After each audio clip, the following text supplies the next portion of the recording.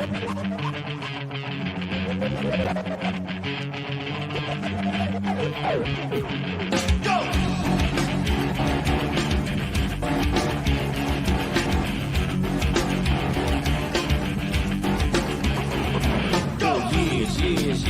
it's been coming now. Cheers. What is going now? Broke. It's how it's broken down. Show. It's how it's going down. Joan. How the pitch is there. Won't. Wonder if they get out. Cause your brother man's out. And extended here. Brave. That it never comes. Weep. When you're getting so stay. Never go nowhere. Brave. It ain't coming here. This is a journey into sound. Who am I? The one with the blueprint attached to my eye. Who am I? The one who tore us out and civilized. Yeah, who am I? Hey, who'd you talk to? What's going on? It is me, Mike Lepre, King Mike L. This is a surprise episode of Legit Fantasy Football brought to you by LegitPodcast.com. It is January 21st, 2023, which is 1-2-1-2023. Let's see what we can do for the math geeks. We can do 1 and 2 is 3, and you get 4. I got nothing. So it is a special New York Giants edition of Legit Fantasy Football. Don't worry, I will give you my picks. Maybe my hat will keep disappearing. But joining me, not as always, but joining me for the first time, Sean Kelly. What's up, Sean? Good morning, afternoon, everybody. Thanks for having me, Mike. Dude, I'm glad to have you on. I appreciate real Giants fans. It's tough to find them around New England. You know what I mean? Especially, when it became like, here's what it became, Sean. It became, first there was pink Patriot hats. That was the downfall. And then there were Patriot fans who weren't fans, but just love the fact that they got to party every single year. You think I'm right with that? You're right on. Yeah, definitely, man. It started with the early 2000s, and think about it. Kids that were born in 2000 never knew anything but winning in New England, which was, they didn't suffer through the years that we did growing up in the or our parents did growing up in the 60s, 70s with the Boston Patriots, which were miserable, and even the 80s of the Patriots of Squish the Fish and all that stuff. I like those Patriots, so I didn't hate them. I agree. I never hated the Patriots back in the day. I didn't hate the Patriots until the lizard face took over, and since then it's been very difficult. Sean, joining us via satellite, Matty G. What's up, Matt? What's up, brother? How you doing? Doing very good, dude. We were just talking about just being a Giants fan on this day. Yeah, very humbling 10 years. Very humbling 10 years. So let me start with this. We'll go around the horn. How and why did you become a Giants fan growing up in a Patriots bred land? Go ahead, Matt. Mine was pretty easy. Probably much like Sean's. My dad was a Giants fan. During the 50s and 60s, the Patriots weren't even relevant. They weren't even, in the league in those days. So everybody in that Northeast area were pretty much predominantly were Giants fans, because that's all the area really contained. So that's where I got it from my dad, and it's kind of gone on ever since, Sean, you? Same thing? Yeah, pretty much, almost the exact same thing. My dad grew up Giants fan just because that was the only thing on when the Patriots were pretty bad in the 50s and 60s. So I think that they just defaulted that. It's weird because my dad was a Steelers fan originally, and then somehow converted to the Patriots. My dad didn't care; he just liked betting. My older brother's a Dolphins fan, right? I mean that because he's born in the late 60s, so I don't know why you would be Dolphins fan. I still don't get it. I am a Giants fan because back in the day there were only 2 games on. You know what I mean? It was either the Patriots on whatever. I think back in the day, the Giants were on CBS and the Patriots were on NBC. NBC, yeah. Yeah. Fox didn't exist back then. Yeah, no Fox. There was no internet, no Fox. Yep. and the other game that was always on was the Giants. And I fell in love with the Giants the minute I saw how they played. and it's that style of play that I still love today. Just they used to hit hard. They seemed like they were hitting everybody harder. It just seemed like they were like more of the bullies on the block. All right, so Yeah. that's how we became fans. Do you guys remember all four? Now we're the only team in the NFL that has one Super Bowl win in the last 4 decades. Each decade we've won a Super Bowl. Even the Patriots can't say that. So we win one, and then we go a long stretch of just, oh my God, who are these coaches and quarterbacks? So what are your memories of 86? Any memories of 86? Oh, 86? Yeah. That was probably the year I remember the most. Let's see, I was probably about 11 or 12. And they were, like you said, they were on every week. And that's when LT was in his prime, you know? I mean, it was just, you know, it was a great time to be a fan. They were, 14-2 that year or whatever it was. I mean, you got to understand, this is a team, you know, going back all these years, they have so much history, you know? I mean, they got the Duke on the ball. Homer Jones invented the spike. Arguably, we were in the best Super Bowls of all time. We arguably have the best defensive player of all time. I mean, there's just, you know, a lot of nostalgia on the team. They have a lot of history, you know? So, I'm not surprised they've been to a Super Bowl, you know? And there was nothing like, you know, watching a team dominate on defense. You know, you guys remember those teams in the 80s. They weren't you know, lighting up the scoreboard. You know, we would win, but, you know, hopefully we'd only give up 10 or 12 points, you know? But so 86, and before I bring in one of our co-hosts, Buddy Money Thayer, who's a Dolphins fan, I'm basically dropping like I'm pissing in the soup by adding him, basically. You know what I mean? Like a Dolphins fan. Yeah. There he is. Buddy Money Thayer. What's up, buddy? Good morning, gentlemen. How are we doing today? Doing very good, bud. Fantastic. We're discussing the New York Football Giants. You're welcome. And how they're in the playoffs. That's wonderful, Mike. I'm very happy for you guys. So wait, Sean, 86. What I remember the most was the Gary Reasons hit on the goal line was that year. Or that was 80. Broncos. That was I thought that was 85. No. All right, I blend those two years. Yeah, they blend together. My biggest memory of 86, well, there's a few, but one of the things is just Phil McConkey. What he brought to his energy level, you know, firing up with the towel waving in the Super Bowl, but also leading up to the Super Bowl. I just remember that, and that got me into, you know, he always excited me on the when he came out for punts. He never really, you know, what was his longest punt return? 20 yards. But that was a big deal for him. Yeah. Like it was just the energy. Ball. Yeah, he held on to the ball, and then the touchdown that he caught ricocheted off of Bavaro in the Super Bowl. You know, after he missed it by a yard on the flea flicker. And he was like, came up with his hands up thinking he was going to score. And it was like everybody wanted him to score. But dude, those were great times. If you guys remember at the Civic Center, that's what I still call it, in Providence. Oh, yeah. They used to have that, the Special Olympics would have Celebrity Carnival. All right. So LT, and I have his autograph. I got a picture with him. Yes, and Bavaro and Carl Banks. Yeah. But Bavaro was a different year. It was. One year it was Taylor and Andy Hedden. Andy Hedden, yes. That's who he was with. Yeah. But then the year they had Bavaro. So now I tell this through my uncle's eyes. Everybody's lined up to meet Bavaro, and I'm there, right? And Bavaro's not talking to anybody, right? And I'm like 6 feet tall, 120 pounds. You know what I mean? I look literally like a stick wearing a jacket. I get over to Bavaro, and all my uncle sees is Bavaro look at me, put me in a headlock, and start going like this. And then he starts laughing, and we take the photo. And he's like, "What did you say to him?" And I'm like, "I hope I don't make you look small." That's what I said when I got to meet Bavaro. Like, that's what a jerk I am. You know what I'm trying to say? Like, that's on me. But like, it was funny in the moment. With LT, I could barely speak. I don't know if you guys remember that. It was so just being around that dude. You were like, he might hurt somebody. Yeah, best tight end in Giants history, bud. Best tight end in Giants history. Oh yeah, Bavaro. Bavaro was he played, but his mouth. Yeah, wide as door. Yeah. All right, so let's go to the 90s team. Buddy, we're going to 1990 now. I know time travel. Keep up. Yeah.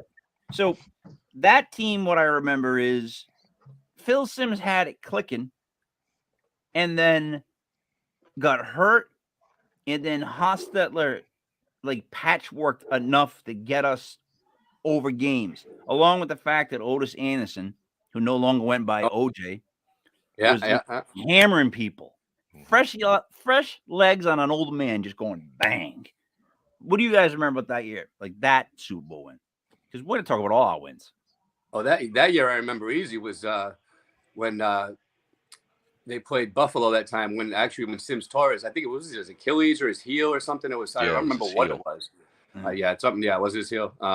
I remember they played that game in Buffalo, and they ended up losing that game in Buffalo. I remember wanting to play them again because at that time Buffalo they had Reed, they had Thurman Thomas. I mean, honestly, they probably should have.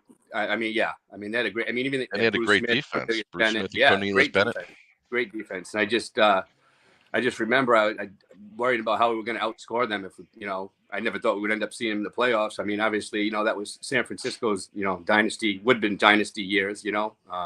Yeah, and LT So- stripped the ball from Roger Craig. But Like, yeah, that like looking back at that, I don't really realize how much of a miracle that was nowadays. You know what I mean? Looking back, no timeouts, barely 2 minutes to go, and the only thing that guy could do is fumble. Other than that, they take a knee. So what was that? 2 more carries in that game, and the guy, unbelievable. I think it was he recovered. I think it was it Mike Fox? It was some one yeah, of those Fox unsung jumped heroes. on it. I Fox think, jumped on it. one of those- no, LT recovered it, and Oh, did Fox he? Yeah, stripped Fox. it. Yeah, Fox caused it. Yeah, it was one of those unsung guys that caused it, but it fell right into LT's hands. So Yep. you don't realize how Sean, what miracle that about was. what about you in 1990? That team. So the 90 team, a couple things I remember from that was obviously the, beating San Fran in San Fran without the benefit of a touchdown. When Dave Meggett drops a touchdown in his hands thrown by Maurice Cawthon. I don't know if you remember that play earlier in the game. Yeah. Halfback option, which was a great call. But also the fact that I went to I don't know if you guys went to the game, the last game of the year in Foxborough against the Patriots, where they had to win to wrap up, I think, the number 1 seed, and it was a rainy, wet day. And I think we won like 13-3. Horribly played game. It just, and Hostetler did enough to win, but once like you said, Mike, Phil had the team doing great, but I think we just caught fire, and our defense carried us a lot in that game. Well, that's the end of the season, I think, but that's Definitely one of our more overachieving teams. Yeah, for sure. So the biggest memory I have about that one is the Giants at one point were 14-0, and so was San Fran, and they met on Monday night. Monday. They were both 10-0, Mike. Okay. Monday Night Football, they were 10-0. I'm sorry, 10-0. So I was at the mayor's house with all the councilmen. Let's just say I was partaking in the feast that was laid out before me. So I'm watching it with these guys, and it's just surreal at one point because I'm rooting for the Giants, and I think they lost. I can't even remember that game. Yeah, because they kept going on 4th down. They could have kicked field goals goals and won like 12-10 or something like that, I think is what it was. But my fondest memory was leaving and having the mayor give me a piece of paper that was his cell phone, which was about no word of a lie. In the words, and buddy, this is all allegedly. See, that's how you get away with it on YouTube. Just all alleged. Sal story, not him. Could be, but not him. So he said, on your way home, if you get pulled over, you have them call me. In that moment, I'll never forget in my life. That was my Bronx Tale moment. That was like, we were like, what the really? Yeah. Like that is, but you know what? Hey, it works. So listen, let's go to the next one, 07, because 07 may have been my favorite. See, I'm afraid. Here's what I'm afraid of, guys. What we went through in 07, I don't think we'll ever get anything better. Like you can't. Like in other words, I feel sad sometimes in the sense that I'll never be like that high up in sports again. Like because we beat an undefeated team, right? That talked like they were the greatest things in sliced bread. They had Randy Moss. I would go on WEI and they would treat me like a fool. Like they bring me on to try to like insult me. And I'm going, yeah, but we're going to win. I'm like, if we hit him at all and put any pressure on him, you guys are done. And they wouldn't listen to me. And then what? And I heard stories of people that flew their dads in from Florida, right? Spent a couple grand on tickets, bought a big screen TV because he wanted to be with his dad when the Patriots went undefeated to win the Super Bowl. I bought a T-shirt online that said, I have 2 of them, congrats, Pats, champs, winners, whatever, Patriots, Super Bowl champions. I bought them both. I love wearing them out because people go, Pats fans look at my shirt and go, that's not, oh, you're a Giants fan. Exactly, because you didn't win that Super Bowl, you stupid. That's why Tom Brady doesn't bother me. Never will. Neither do the Patriots. They don't bother me. So, all right, that year, Sean. Oh man, couple things about that year. I mean, you can't. I mean, just that whole playoff run. I mean, starting with the Tampa Bay game and like that game, just like kind of put us on the map. I'm like, all right, it's the real deal. And then the Dallas upset. You know, Romo, and they were definitely one of my favorite games. I think they were the number 1 seed, if I remember correctly. Which they were. They had the bye. They were. Yeah. They had the bye week. So Just you know, like the once Eagles. again, beat exactly 6-0 and against number 1 seed since 1990, I believe, the New York Giants. Anyway, but beating them, our W. McQuarters, the interception at the end when you know the Cowboys were like gonna be supposedly in the Super Bowl, and then you know the pick against Brett Favre and Lambeau, and that game I'll never forget. With you know, Plaxico had just a game of his life, man. I mean, the guy caught everything. Oh, yeah. And we had such a running, you know, a balance attack with the running game, you know, with Plax, and Eli was just dude, and the defensive front line. I mean, it was just a great So, game. Matt, let me ask you this: do you remember how we were disrespected before every playoff game? Rondé Barber had to say something about the fact that Eli can't throw the ball. He can be had. The next game, the Cowboys, Jerry Jones put a ticket on every. Like they kept feeding us. You don't feed a young team that's starting to get going, and that's what they did. Yeah, you know, one of my favorite. The one thing that sticks out from that I remember was Bradshaw's run at Buffalo. When he went like 40 or 50 yards, and you know he's one of my favorite all time. Sure. You know, it was definitely, you know, the guy would play through anything. He's a tough runner. I think something you learned this year too is, you know, obviously we know being Giants fans is the offensive line really matters. You know, this team for 5 years was awful. You know, on both sides of the ball, honestly, offensive line and defensive line. You know, everybody would ask me, "Oh, do you like Danny? Do you like Danny Dimes? It's like, how the heck can you tell? The guy's running for his life. You know, I mean, if you could put, you know, Y.A. Tittle or anybody back there, you know, if you're running around, I mean, how can you really evaluate a guy if he's running or he's running for his life half the time? You know, so I remember Bradshaw being one of the things. The thing I remember most about the Super Bowl, I have a great shirt too. It's like an 18 wins and 1 giant loss T-shirt that people love to see. Yeah, I get that shirt. Yeah. The one thing that sticks out for me that game was, you know, the arrogance of, I think New England was the biggest thing for me. I think the play that really did it was they were at, I think, the 36 or 37 yard line, and Strahan had just sacked Brady, and it was like 4th and 6 or 4th or 7 or something. And they tried to throw like a 40-yard pass or something. That was the dumbest call of Belichick's life. I was like, this, yeah, absolutely. Absolutely. You know, I mean, they had that front four, and like that still stands true today. You know, if you have a front four, you can drop 7, 6, 7, 8 guys back. I mean, it's gonna, you know, cover up a lot of holes for you if you don't have a good secondary, and you know that's what we're gonna have today. I think we're gonna get to them in a. One other thing about that, talking about arrogance. Remember prior to the Super Bowl when I think somebody asked Plax what the score was going to be, and he predicted like 21-17, and they laughed, and they were like, "We're only going to put up 17." Haha! Like Brady laughed at it, and they put up less. They only scored what, 14?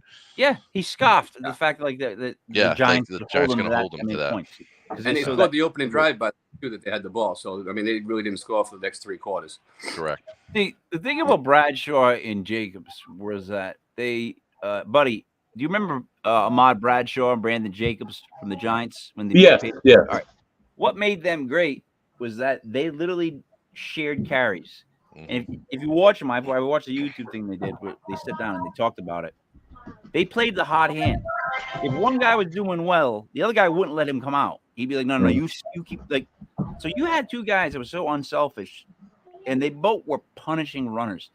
Where people think Bradshaw was like this speedy running back, they're wrong. He had a shake to him, but he hit people just like Jacobs did. So we would pound linebackers to the point where they didn't want to keep tackling sons of bitches. All right. So then 2012, it was deja vu the whole way through, and I'm rhyming, the whole way through the playoffs. Like, it reminded me of 07. I can tell you that right off the bat. I say 12. It was just like 07. It was the way they caught fire, the way defense was starting the way it's right now, the way the defense Yeah. is starting to make quarterbacks scared. Well, everybody's healthy. Finally healthy. Hmm. But I mean, like back in 2012, right? That's what I remember. Yeah. I remember getting to that Super Bowl, and I still thought, like, are we gonna win? I don't know. But didn't you feel a little confident? I Sean, felt more when you were confident in in that game? 2012, like because they were on fire. I was not scared of the Patriots in 12 as we were in 07. It was a different team. I think the Giants were, like you said, their defense caught fire. Their offense was coming together. They had the great wide receiver, trio that they had in 2011, 12 Team Knicks. season.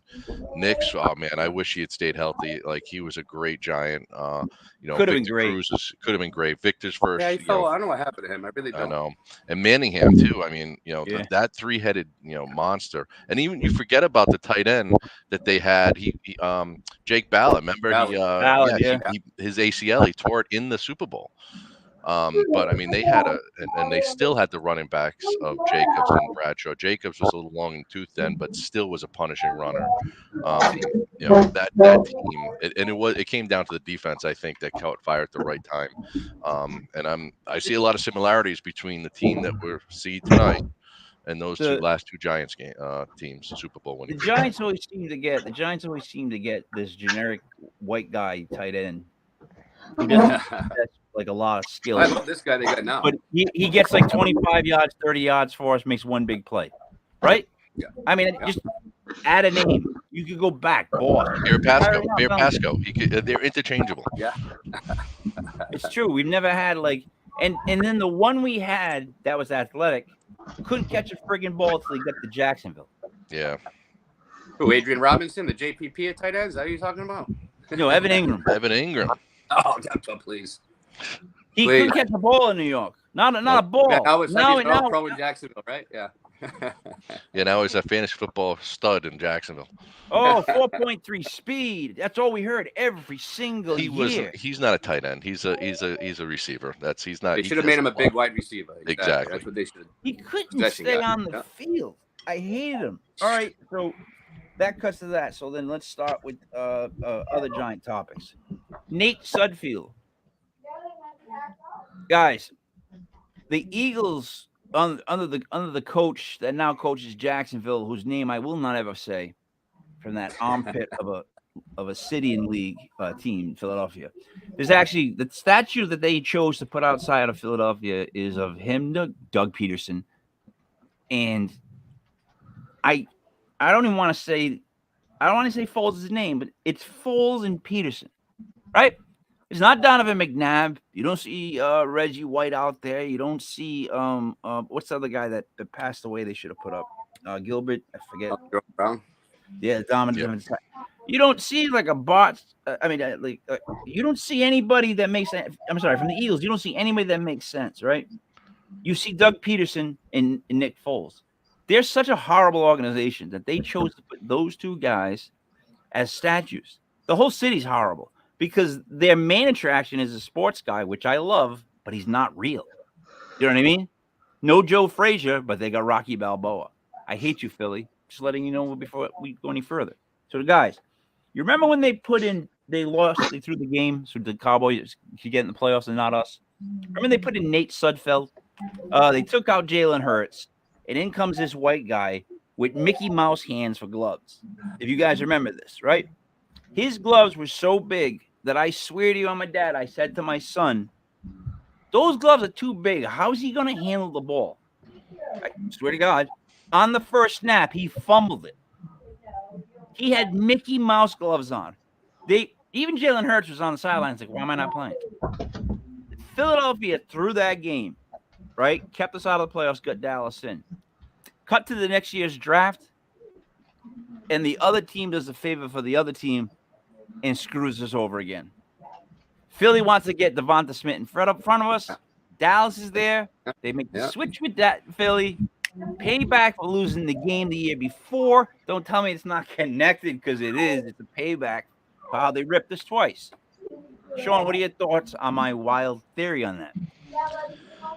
I mean, it sounds pretty spot on. I don't know if they're, I had no idea about the statue in Philly. I've never been to a Philly game. Never been to that stadium. I heard it's a horrible stadium, and I Yeah, it's Peterson and Nick Foles. Really? It's all about that play that they called the Philly, Philly special. That's what they chose. These dumb idiots. No, that's crazy. They don't have you know. anything else, Mike. What else they got? Yeah, Steve exactly. Van Buren. They ain't got nothing else. I would put like Reggie, like I said, Reggie White. I put Reggie maybe you could put a Yeah, if you're Randall gonna put a Cunningham, statue, yeah. something like that. I don't know. Come on, this Mike Quick. I'd put Mike Quick up before I would put those guys. I swear to God, he's the number 2 receiver all time. I'd put him up. Put Wilbert right. Montgomery up there. Yeah. There you go. There you go. Philly's a horrible place.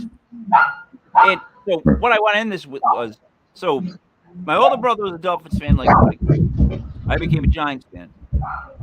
My younger brother is an Eagles fan.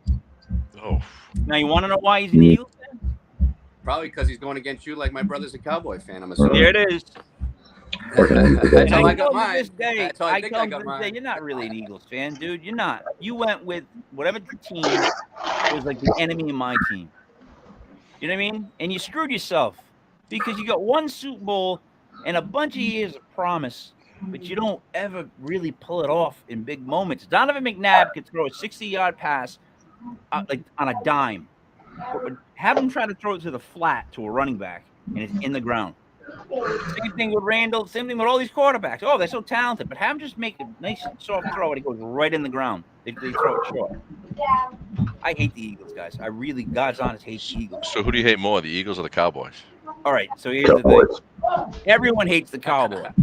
Most hated eagle. You got to have a most hated eagle. So here's how I feel about it, though. Everybody hates the Cowboys, so I don't have to promote hating Cowboys. I mean, I hate the Cowboys, but it's not like I have to get behind it as much. The commies don't even matter, and I call them that because they're so stupid for going with the name Commanders. First off, I would have stood with the Washington football team, but secondly, the one I would have went with was the Hogs. How the frig do you not name them the Washington Hogs? Where's the history? What are you talking about? And then you call them the Commanders. And within 20 seconds on Twitter and everything, it's commies. And that's it. You're stuck with it. Now that's what the handle is. They're a horrible organization. I don't even hate them. I pity that organization. As long as that guy owns the team, we'll only have a 3-team division. So Yeah, exactly. He's too busy out going to strip malls, allegedly, along with Robert Kraft, allegedly. And probably Deshaun Watson, allegedly. So wait. So all right. Let's ask this question. You guys remember when Kevin Gilbride was our offensive coordinator?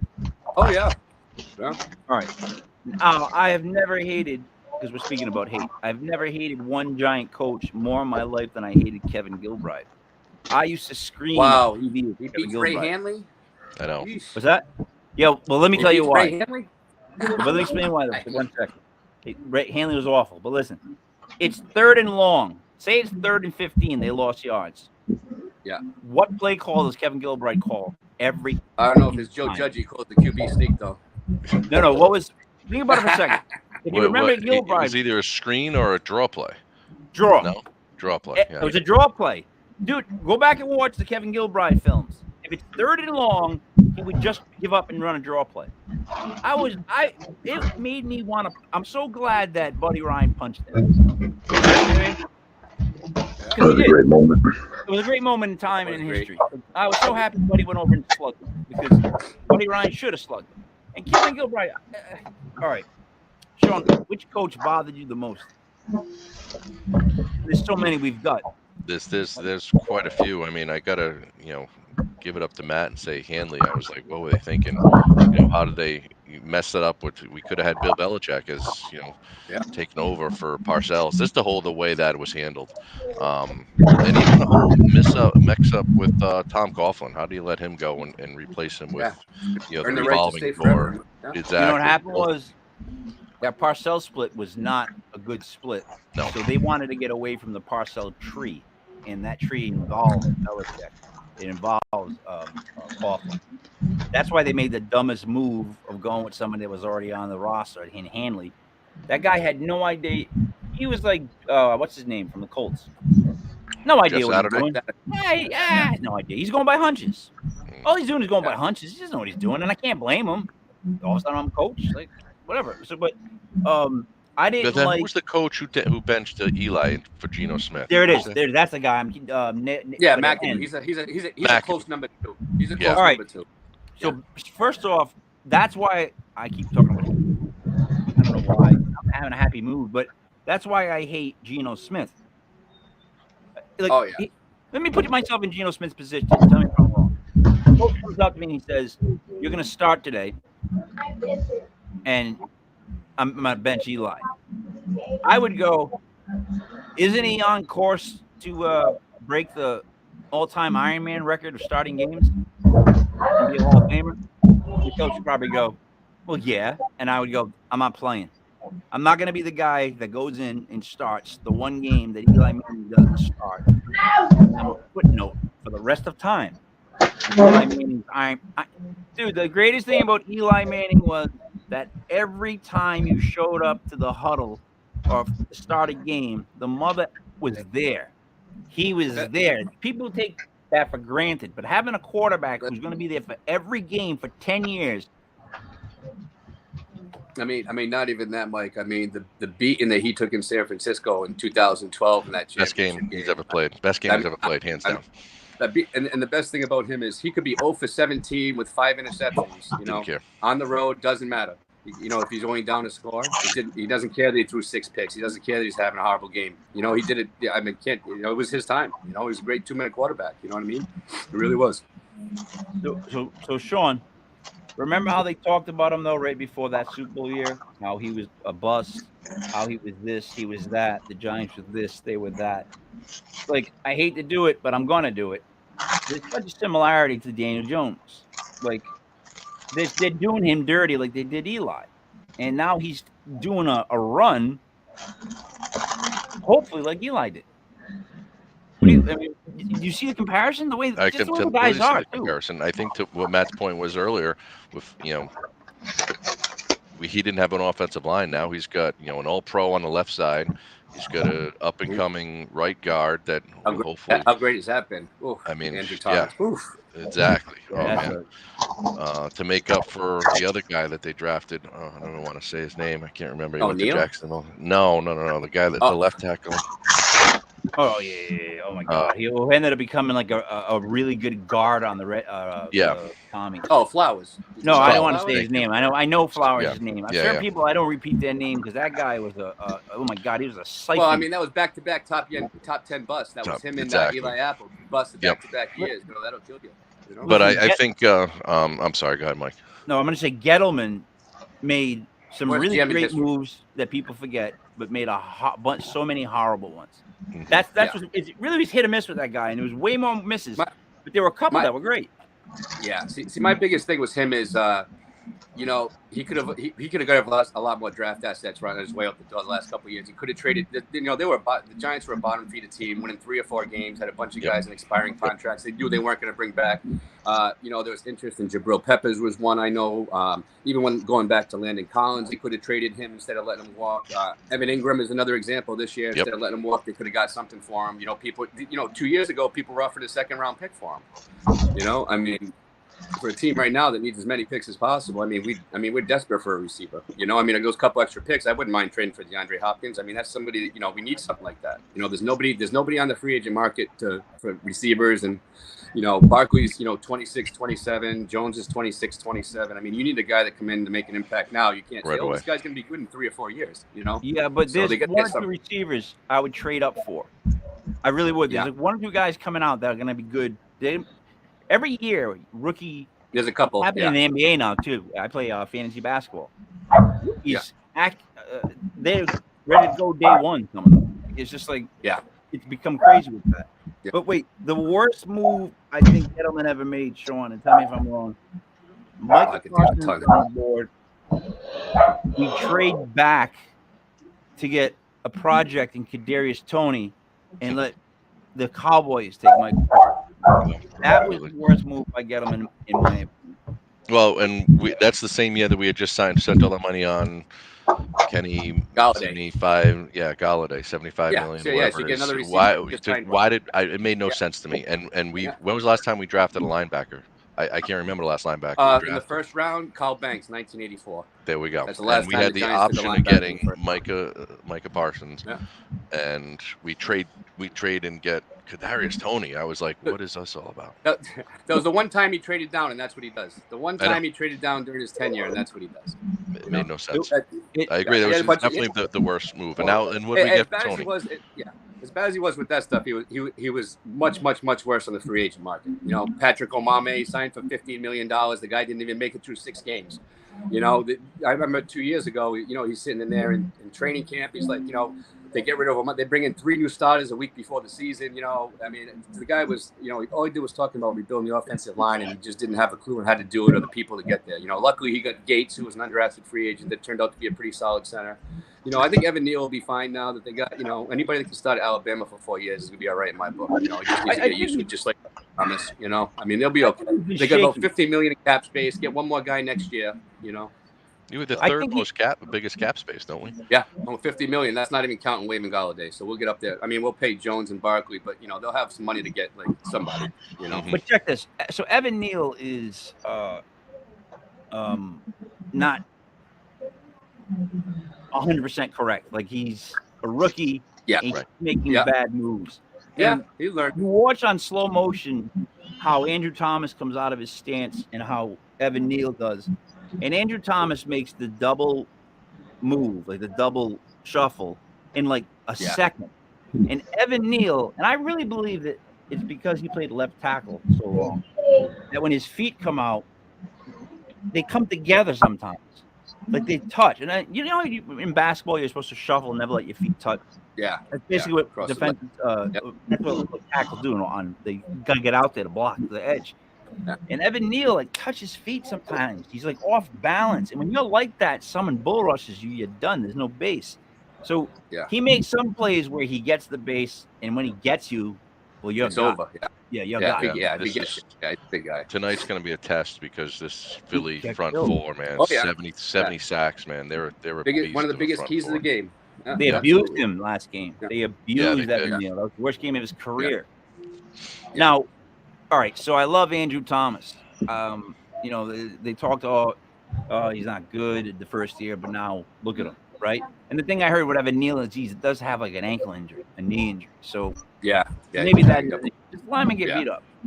We did pretty well though with Feliciano on the cheap because the dude Yeah. plays angry. He sticks up for his teammates. You And he need plays that a guy couple- on the line, you know? Yeah. Yeah. Now, what are your thoughts about the other two? Because I'm not a big fan of what's his name? Lewinsky. Lewinsky Lewinsky. is off He's and on, serviceable. but he's Yeah, off he's and on. He has serviceable. great games, and then he doesn't. Yeah. He's terrible against the pass sometimes. But the other guy, you know, we dodged the bullet, but what's his face got hurt. That Lemieux, he was awful. He won't Shane be on the Lemieux? team. Yeah, he was- he's awful. That left. He was getting blown He's up. awful. You know, it was a blessing in disguise that he got hurt. And then he played that one week. He got like a 0 rating. He's awful. Just an awful, you know. That's who we were starting, though. You know, And that's who we were Gates? starting for years. And Gates, Gates, yeah, he's I'm not. Gates not a and huge Breverton fan are of kind Gates. of flip flopping now. Yeah, not a huge I fan feel of like Gates. Gates. Oh, I like him. I love him as a center. I love Gates. Yeah, well, all right. He's great for the team, and he's probably good for Yeah. the locker room for this run. But Yeah. technically, I would rather have a center who's a real center snapping the ball. Yeah. But that's just all I guess I'm saying with Gates. He's a great guy. Has a great story, comeback story. Like I guess that's what Yeah. it is. Little Rich Seibert, is that what you're saying there? Little Yeah, Rich you need Seibert? like a legit center down there. Now we got 2 tackles. Well, we get 2 guards from North Carolina. We got the one guard that played Yeah. for us, started for a while. I keep forgetting his name. I think it's Zendu or something like that. Yeah, He's- Izunu. yeah. Izunu. Or if that's the guy that got hurt, I'm not sure. One of the two got hurt. And then the other one we got later in the round, and he's a monster. Sean, I don't know if you saw the second Yeah, North Carolina guy. He's like, Yeah, McKetton or something like that. He tore his ACL in camp. He never played. Yeah. Yeah, I don't think I've so seen him. we will have them back next year, which is crazy because those guys, they're going to get better. Those kids, like, that's what's hopefully going to happen. But Yeah. so now in the draft, right? If we keep Daniel, we keep Saquon, we keep the basic core of the team, all the guys. The first 3 rounds, what positions would you go and in what order? For because me personally, in the first round, I want a wide receiver. They need to take a top off everything. They need that big number one. We do not have a number one guy. We need that guy to come in. No, they're all the same size. All guys are all interchangeable. They're all midgets. Yeah, You know, Wandale, Shepard, they're all little guys. You know, but they need a big Wandale's guy. gonna. All right, so I have it. No, he'll be good. No, he'll definitely be good. But dude, we've been doing this show. So this fantasy football show has been going on for about almost 3 years, and I've hyped up Wandale Robinson for so long because I really think, and I said it, he was the best receiver on the team when he was healthy. Without a doubt. Yeah. He is the guy. The fact that we're getting him back next year, people are sleeping on that. They're not even paying attention to that because he's a great slot. I mean, come on. That's why we need that number one. Sean, don't we need that? Just that guy that's. I think that's what they're hoping for with Galladay, but that just obviously was a mess. So we need that type of receiver, a big guy who can stretch a field, 6'2" plus, can stretch the field, go up and get a ball. Yeah, we need Plax or Hakeem Nicks. Those are the guys. Like we got the slot guy. We had Shep. Now we have Wandale Robinson's going to come in and take that role next year, hopefully. I mean, but think about the two Super Bowls that with Eli won. I mean, he started on Plax. Makes me sick. I can see Hodgkins making the team next year. Oh yeah, he's gonna make the team. He'll make the team after last week. He should. Not Richie James, who every time he has the ball, I'm yelling. He's gonna fumble. Don't fumble. Exactly. I yell at the TV because I have to. Yeah. Right. Well, speaking about Richie James, got to give Steve Slayton a little bit of credit here too, because this is a guy who came out of camp, and honestly, if all those guys were healthy, he probably doesn't even make the team. I mean, he's arguably the number 5 or 6 guy in this roster. He probably doesn't make the team. He's behind Galladay. He's behind Wandale Robinson. He's behind Shepard. He's behind everybody. Slayton's behind everybody. But Darius Slayton, guy who's arguably drops. Yeah. He's also arguably our best receiver. Yep. Who else have you seen him throw deep to? Nobody. No one. Because they can't. They don't have any speed. They don't have anybody to scare you down the field. So that's the problem. So this offensive line has to control Philly's defensive line. But here's where it doesn't matter in a sense. They don't have to handle them traditionally. If we spread things and we have that option of Daniel may go if you play man, we're going to hand it off to Saquon if you play a small zone. If you notice, they've been putting those 4 guys out there. Maybe Jihad Ward, because he's so gigantically big and scary. Like if Jihad Ward came up to me, I'd just give him my wallet. I would walk the other way. It's like the front 4 with Jihad Ward, and then everybody else is a cornerback. We were just sprinkling the field with cornerbacks. There's been like 6 of them out there at a time, literally. And that's how we've been playing defense. So on offense, we're going to spread them out with the receivers, get the running back. And I think they literally saved Daniel for the playoffs. Like they didn't go to him. They didn't lean on him to be the way he was the last couple of games. Like he's all of a sudden now, all right, I'm confident because it's up to me when I go.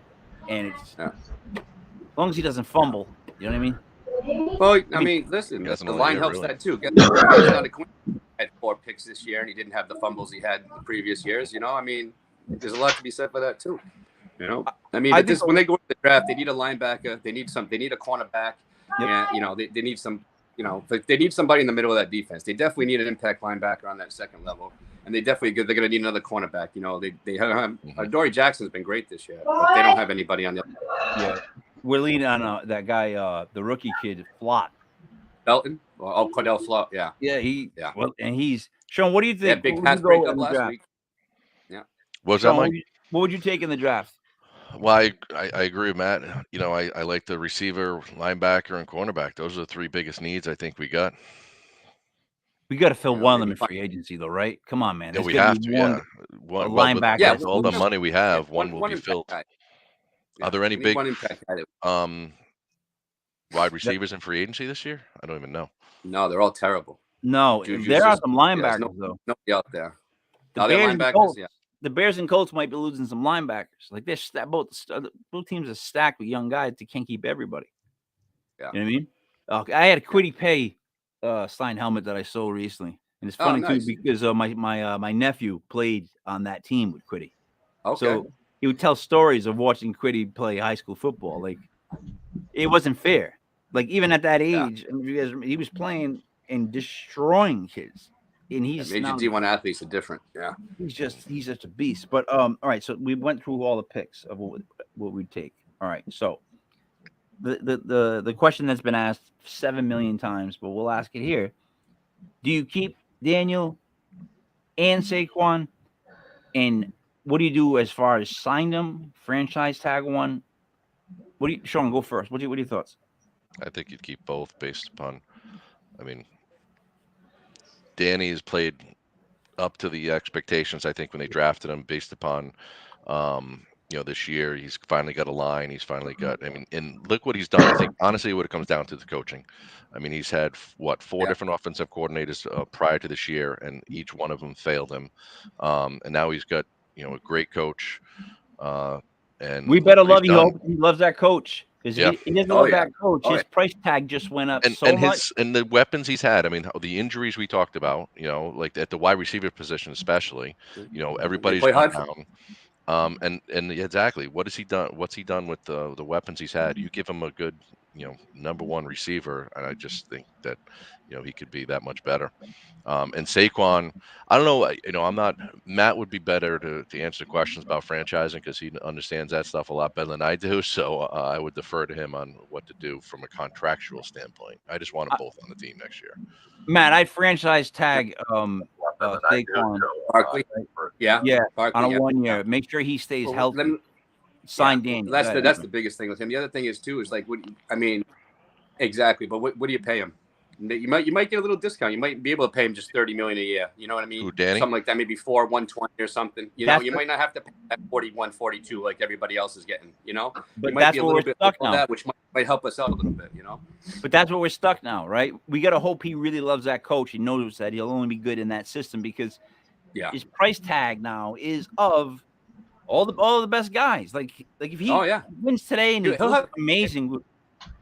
He's got to give us a deal. We'll never be able to sign the guy. Well, the other thing too is with him is it took us. How long to find a quarterback? I mean, you guys remember the '80s? I mean, after Phil Simms. I mean, Dave Brown, Dave Brown, Danny Cannell. Worst quarterback in NFL history, arguably. I used to bet against him just when he started because he was that bad. But I mean, the Dave Browns, the Kent Grahams.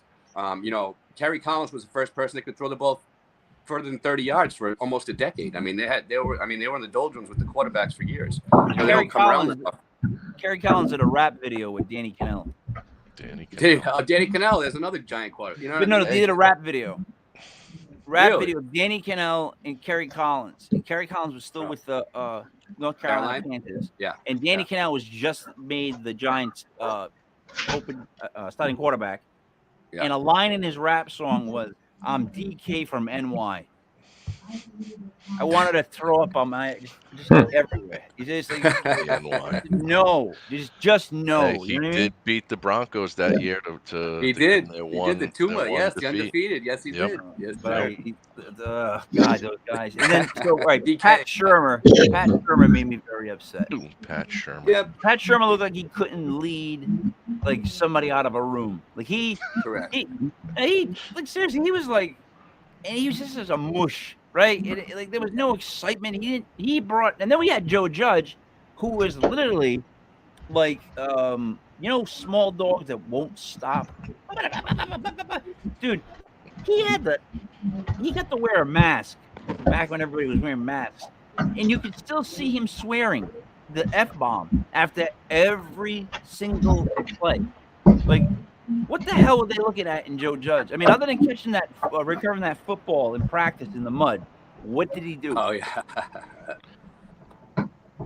What did he do? Well, no, seriously, what do you think he did? Like, he did nothing. I don't know what that was about. I don't understand how he got that job. Like, he was a wide receiver coach under Belichick. Was that what did Belichick just say? Hey, you need to special teams coach? I think it was like probably Belichick just probably gave him the rubber stamp, said you need to hire this guy, and I think they pulled the wool over their eyes, and the Giants brass just said, yeah, all right, Belichick, put the stamp on him, let's take him. I mean, what else? How else would he have got it over some of the other coaches that were available? I don't. Yeah, the best thing this team could have done was this year when they went outside and said, you know what, we're not gonna bring up this guy and make him a GM. We're not gonna have Mark Ross from Poyer Personnel. We're not gonna promote him. They actually went outside. They didn't bring Gettleman back, who used to be with the organization for years. So they got a fresh start, and I think it helped them a lot too. A lot of people gave an honest opinion, like, hey, your team sucks. You got a lot of problems here. You're over the cap space. Your line sucks. you got a lot of work to do. And I think it was refreshing that they, actually brought somebody from the outside to give them a better perspective on what they had going on. They paid attention and looked at one of the best teams and how that organization was run, and they pilfered 2 people from that organization, and they're going to replicate. Yeah. All right. We're about to make our picks, buddy. This is where you're going to finally come in. I appreciate you keeping your eyes open. I'm gonna run a quick 2-minute video. This video does not reflect anyone else in the room but myself, but it is, from my perspective as a Giants fan, to everyone that keeps predicting that we're going to lose and that Daniel Jones is no good and that Saquon Barkley is just, going to get hurt again. So I wrote this song. I put together this little clip. It's just it's under 2 minutes, 1 minute, 59 seconds. Here we go. Oh, fuck yourself!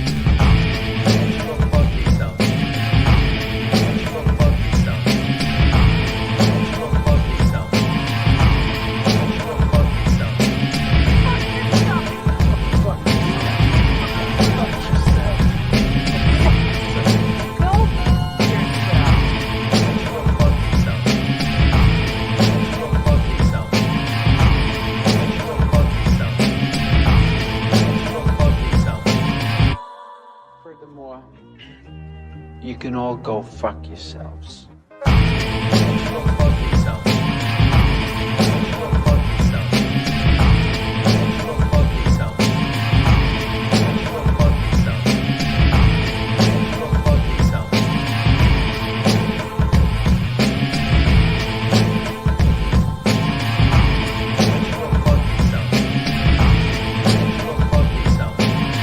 Go fuck yourself, San Diego.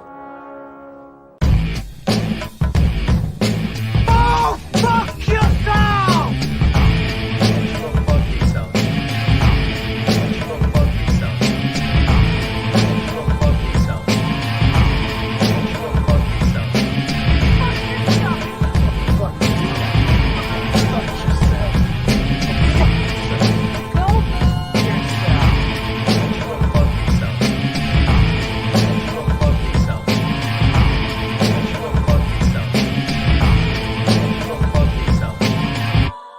Furthermore, you can all go fuck yourselves.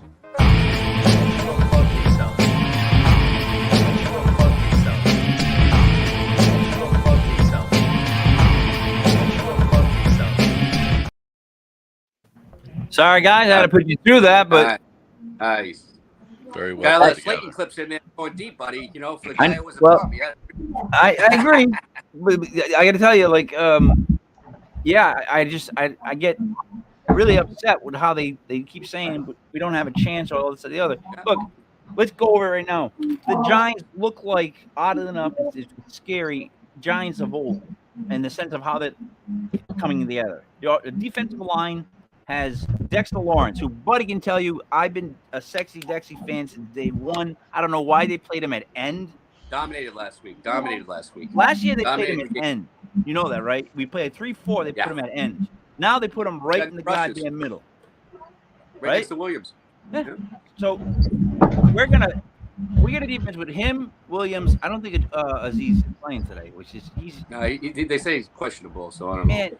I wish that kid could get healthy because I feel like he's on Thibodeau's level. Like his bend is sick when he gets going. Ojulari, Yeah. he's healthy. Well, yeah. He's a 10-sack guy for sure. So then our linebackers, Sean, are basically thumpers. Just big guys that run forward. Like Micah McFadden is just I call him the white missile because all he does is just run straight. And then Jihad Ward is the one that just runs forward, and when he hits you, he goes to the camera and drops all kinds of F-bombs. Smith is played good for him, too. Oh, yeah. I'm sorry, Jalen Smith. Yeah. That was a huge pickup for us. He's not good in coverage, but he's pretty good at thumper, yeah. For us. Sean, are you worried about let me ask you this. Are you worried about the Eagles offense? I'm worried about the linebackers covering the Miles Sanders for some reason is like our Achilles heel when we play. Well, no, it's no, it's Boston. I'm sorry, not Miles yeah, Sanders. David. It's- That's stupid. David, not I David hate Boston. David. What's his Scott. name? Boston Scott. Boston Thank Boston you. Scott. Yeah, What but- he but- does but- against but- I us. hate him. I can't stand him, but I don't understand why we can't figure He doesn't him even out. play against anybody but us. he Yeah. kills us for whatever reason. That's the one I'm worried Kills about. us. So we got to do something about containing him. I think that I want to see what the Hurts. If I'm an Eagles guy, I'm concerned about him getting hit because his injury, I guess, is right here. And he, like, all week on practice, he's been trying to fall on his back, I've been hearing.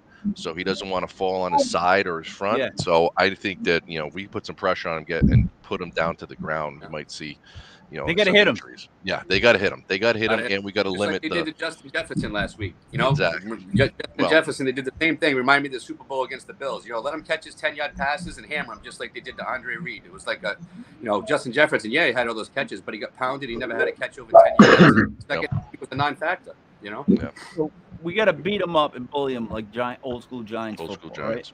right? And then on offense, Daniel's going to make the quick decision to throw the ball. And good decisions, limit the Right. turnovers. Yeah. Because he's going to get pressure. He's not going to have like last week. Minnesota's defense is, pales in comparison next to Philly. Yeah. So it's going to be a challenging game. But I think I have faith. But if they run Barkley past Barkley and Daniel runs whenever they're in man, because when they play man, there's one guy that's going to stop Daniel Jones. And the thing about Daniel Jones is he may be He's the fast enough. fastest man alive and doesn't know it yet. He runs so fast that he can't run that fast. Like he falls. Yeah. So his legs go so fast that he can't run that fast. I can't explain it any other way. Yeah. I think he runs all day. What do you think? The biggest thing you're talking about is he's got to come up with a decision fast. Like I thought he did a good job in Minnesota last week when he made a decision like, oh, I got to go now. You know what I mean? He had that little 1, 2, 3, and then he took off running. He's going to have to do that today too because, regardless of if they rush for or blitz him, whatever they do, that they're going to bring pressure on him. That's just, what Philly does. Yep. Oh, absolutely. He's going to have, like you All said, he's going to have to make a quick Round the decision. horn. Decide he's going to run fast.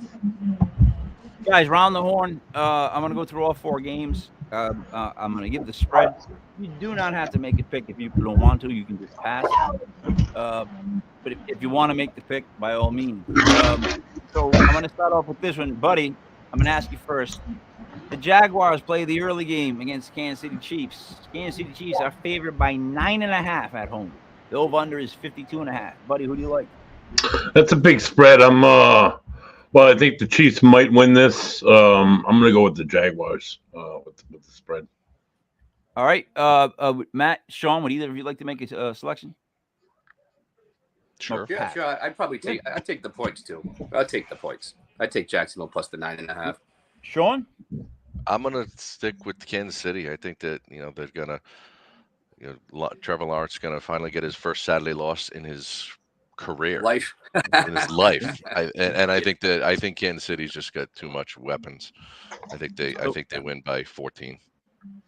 All right. So where I'm at is, and I posted it earlier, so it's kind of obvious. I like all 4 underdogs this weekend. And I think you could put $5 down on all 4 money line. Money lines. Yeah. Let me tell you something. I will not be surprised if the Jaguars beat the Chiefs. The Chiefs are not really. I don't think they're taking the Jaguars that serious. I can't see it like them getting super hyped. And I think the Jaguars steal that one. I think the Giants pound the Eagles. Eagles.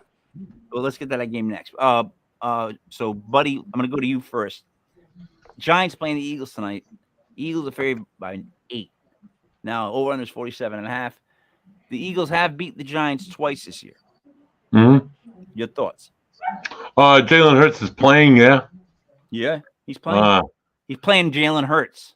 Technically, yeah. That'd be a bad joke, but yeah. Mike, I've doubted you all season and your Giants, and all season your Giants have showed up and played some damn good football. So I don't know. 8 points is a big. Again, it's a big spread. So I think I'm going to take the Giants, Mike. all right, Sean. Go Big Blue, taking the Giants straight up to win. Nice. Matty? No way they lose by 8, even if they do lose. I don't think they lose by 8, and I think the biggest factor that I always see is this is the third time you're playing somebody. It's a divisional game. You're seeing somebody for the third time. I mean, let's be honest. You know what they want to run. You know what you want to do to them. They know what you want to do. It's just execution thing. So familiarity should come in to play a little bit. So I think they know what Philly's trying to do to them. So I think they cover the spread. I literally think you strip these two teams right and make it an even spread, and then you think about who's peaking, who's not, where they're both going, the trajectory. And the Giants are way far trending up. Everybody's starting to click. You know what I mean? Yeah. Look, there's going to be 2 or 3 plays in the game that have to go our way. I don't know what they're going to be, but that's how we always play the Eagles. They got to get a turn. They got to get a big turnover in my opinion. Got to get a big happen. Yeah. They need a punt return. So they need some kind of big play. You know, punt return, an interception, a fumble. They need something. Somebody to step up. All right. Yeah. Sunday's games real quick. Cincinnati's at Buffalo. Buffalo's favored by 5.5. Buddy. This is a tough one because it's 5.5. I think, man, I'm gonna pick Cincinnati because I think they got everything clicking right now. I'm just gonna go with Cincinnati. I think the problem with Buffalo is how do you sustain that energy level that they have going without one game where you're drained, like that you kind of see them deflate in the second half. Like I see that coming. That's my thoughts. Who wants to go first on you guys? I think it's Josh Allen. Whether he's made a lot of mistakes the last couple of games. If he limits his mistakes, and I'm concerned about Cincinnati's. They got 3 offensive linemen that are out. They were bad when they were playing. Yeah, exactly. And as good as Joe Burrow has been playing, and I think he's a great quarterback, I think Buffalo's going to take it because I think they're. I don't know if Cincinnati should have lost last week. I mean, without that fumble, they're going in to think Baltimore's going to win that game. So I think Buffalo's going to win it. I think Allen will right his wrongs, and I think it's at home, and they got the home crowd, and the injured player I think is going to probably be on the sideline. The guy that I can't remember his name. Here's the thing though. So on this show, I throw in sometimes what I call the douchebag factor. And Joe Burrow has that. Like Joe Burrow has the douchebag factor. Like he'll wait for this game to throw 5 touchdowns and just smoke a cigar. Like, that's why I think the game could go either way. But I'm hoping it goes this way. What do you think, Matt? Well, the thing for me, I like Cincinnati getting the points too. Only for a couple of reasons. I'm a little nervous about obviously Cincy's offensive line being all banged up. But the biggest thing for me that I've noticed watching Buffalo's last couple of weeks is, I mean, I really think they should have made a trade for McCaffrey. I mean, their running game is really stagnant. You know, they really have a hard time running the ball. You know, I think it would have been a great, I think they were the team that really should have went out and got him. I mean, they're really struggling. They're really kind of one-dimensional. You know, they get a little run from Allen, maybe a couple runs from, they're trying to get Cook involved now. I just think that the running game might be their Achilles heel a little bit, you know. But you're still going to go with I still think they're going to, but I don't think they're going to cover.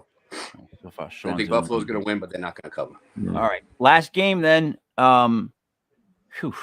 The Dallas, 2 teams that I just don't even want to watch. I feel like I'm stuck in the early 90s. The Dallas Cowboys travel to the San Francisco 49ers. The 49ers are favored by 4. Over-under is 46.5. Now, buddy, I'm going to let you go first again. San Francisco is a complete team. That's what everyone wants to tell you. Yeah. No, even with Pretty as their quarterback. Now, the Cowboys looked hot last week. But we all know the Cowboys can look hot one week and then choke. So love it. Which way do you go with this, buddy? I have said it all season. I think the Dallas Cowboys are like a boom or a bust team. They're either there or they're not. And against San Francisco, a team that is absolutely complete. How do you put anything on Dallas? I'm gonna pick San Francisco. Just go -4. All right. And I hate Dallas, so I want to see them lose to begin with. Sean? Sean? I'm gonna agree with Buddy. I can't root for Dallas, even though they did look great last week, but it was against a horrible Tampa defense. Who's looked bad all year. All year. And San Fran's offense is just clicking. I don't care if it's Brock Purdy. If you say he's a rookie, he's starting next year too. Watch, he's going to be starting next year. He is. I mean, Jimmy G is going to be going. Trey Lance, see you later. But anyway, I got to take San Fran. They're going to cover. Matt? It's at home. I see it's kind of like similar to Buffalo. I do see San Fran winning, but maybe a field goal game or something a little bit closer. Maybe Dak throws in another leading interception to close the door. So that's what I'm hoping for. You think Dallas +4? I'll take Dallas plus the 4. Yeah. All right. Yeah. So on the show, one of the running gags is that I call myself the NFC East Whisperer because Nice. my rating on picking NFC East games has to be at least 80%. Nice. Has to be. And buddy, right? That's not a joke. Yeah, pretty good. At one point, guys, we were doing the USFL. I was 19-2 with USFL games. How do you do that? I didn't even know the players. So, anyways, here's what I see happening. I see all 4 of these underdogs winning. The Cowboys, I hate them. I hate them with a passion. I do too. But here's what's going to happen. It's meant for the Giants to travel through Philadelphia and then through Dallas. That will be the greatest ride for us. And I think that's how it's written. You know what I mean? And I think when all is said and done, we're going to end up with the Bengals in the Super Bowl. I don't know why. I just think they're going to make their way. And I want a Burrow who is, famous like Joe Namath compared to Daniel Jones, who, goes to like country western bars and jeans. Like that's what I think is going to happen. So I'm going with Dallas +4. I like Cincy +5.5. I like the Giants +8. I like Jacksonville +9.5. And like I said, if you want to be crazy, put them all on the money line. I think right now, if you bet them all on the money line to win outright for $10, you'd win $1,700. Not a bad bet, in my opinion. At all. Is to make it as a bomber. So, all right, guys. Thanks for joining me on this. Like, I'm glad I got to talk to some Giants fans. I had on here once. You know the guy who got famous for yelling about Daniel Jones? He was like, Daniel Jones. Well, he's got a podcast, a New York Giants podcast he does. I forget what the name of it is, but it's really big. He's like this kid. He comes on all the time, does Giant stuff, round the clock. And I got him to be on this show, and he really gets it. He's another kid who is just like, when the offensive line gets mentioned, Giants fans get like this confusion feeling, an anger feeling, and you just don't want to stop talking about it because we've talked about it for so long. We worried about it, and they kept promising us. It was like a Christmas where there was no presents every day, over and over again. We're gonna fix it. We're gonna fix it. They could not fix it. It was the worst feeling I've ever had. Was like, listen, by week 5 for the last 4 years, I was already looking into the draft. It was over. That's depressing, right? But tonight, we're gonna smack the Eagles. Here's my thing. And no one wants to listen to this one. It's a beating. The Giants, they roll the Eagles, and it's gonna be strange for some people to digest.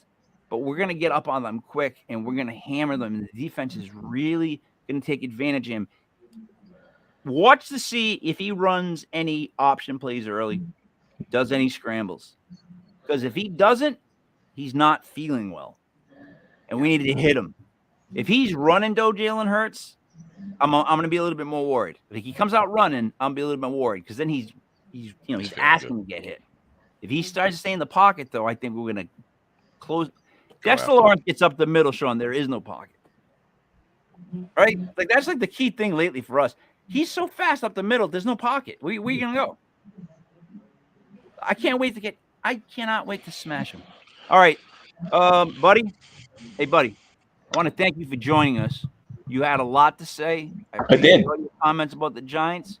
I mean, you are a scholar and a gentleman. It was, Mike, it was interesting to hear this history from like 3 dedicated fans of the glory of the Giants that once was, that hopefully will be for you guys this year. And if not, hey, there's always next year, right? No. Hopefully we're on the trend back. The New York Football Giants will win today. Sean, any last words? Mike. No, thanks for having me, Mike. This was great. Love the format. Love to talk Giants history with some fellow fans and a have a Dolphin fan listen in to see what the good old days have been since, it's been 72 since you guys have had any celebration. they're Right harmless. before my time. To be Yeah, they're honest with you. harmless. Dolphin fans are harmless. They're like, yeah, you can stay. Well, what do I care? Yeah. Matt, any last words? No. Thanks for having me on, Mike. Hopefully, I see you here next week. We can do another one. Hopefully, we're talking about the Cowboys or somebody else. Yeah, San Francisco. what, Matt? Next week. We can extend it another week, brother. We do legit fantasy football once a week on a Thursday. Yeah. And it's one of our, so we do like 6 nights of programming right now. Okay. What happened was we did a legit paranormal show on a Sunday with this guy. It was my Art Bell type show. I don't know if you guys remember Art Bell on the radio. Like, I was like, we got to have like an Art Bell type paranormal show.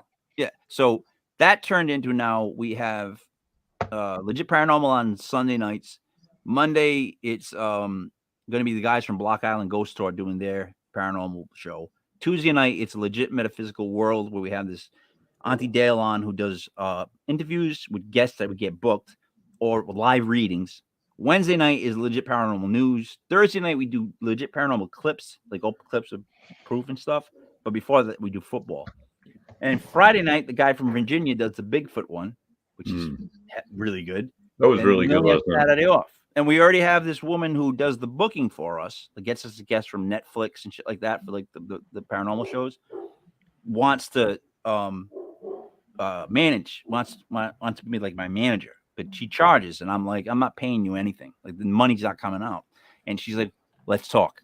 I'm like, I like this lady. Like, let's talk. Let's figure it out. In other words, let's figure out a deal. If we can make something work for her, she'll help us out. And I think that's exactly what we want, right? She's a really awesome person. And I'm like, there you go.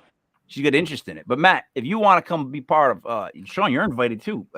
Legit legit fantasy football, the only sports show we do around the year, because we do cover, and we're going to do USFL, XFL. We just break it all down every week and we give our picks. It's a blast. And you guys are more than welcome to come and join the show, whatever you want to do, because I'm with 2 Dolphin fans. Like, it's beyond belief that it's him and my brother Ray, and they're 2 Dolphin fans, and they depress me, you know? I wanted to sue the Giants for like depression and stuff like that. Oh, because the Dolphins fans should love us. We saved their undefeated season. While the Dolphins fans should be buying us champagne. Right. That is true. That is And true. I do. All right, I'm gonna do the wrap up. So for Mac Grimaldi, Sean Kelly, Buddy, Money, there's me, Mike Leopard King, Mike Gell. This is Legit Fantasy Football, brought to you by legitpodcast.com. All of our shows are streamed live at the website. Our next show would be tomorrow, Sunday night, Legit Paranormal, 7:05. Go Giants.